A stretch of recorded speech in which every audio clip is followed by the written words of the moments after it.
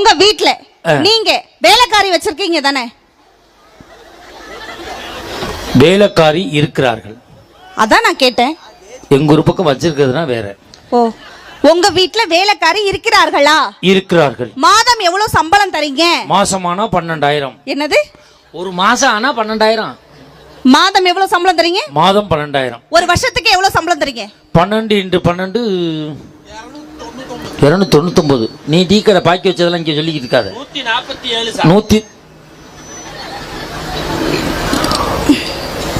147 1,40,000 அந்த இது பணம் கொடுக்குறேன்.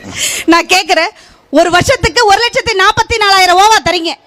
கல்யாணம் பண்ணி, அதாவது ஒரு ஆஃப்டர் வீட்டு வேலை செய்யற அம்மாவுக்கே 1,44,000 ஓவா தரீங்களே.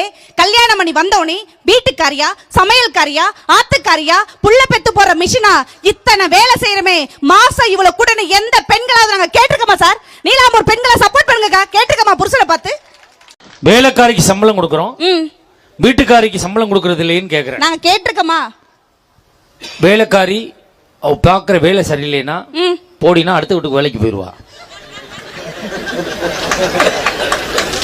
நான் வருஷத்துக்கு 6 வேலைக்காரி மாத்தி மாத்தி வச்சுக்கிருவேன். நீ போ சொன்னா போவியா? இல்ல மாத்தி வச்சுக்கிற முடியுமா சார்? உன்னை எவன் எங்கே சேர்ப்பான் சார்? உங்க அப்பனே இங்க அனுப்பிட்டான்.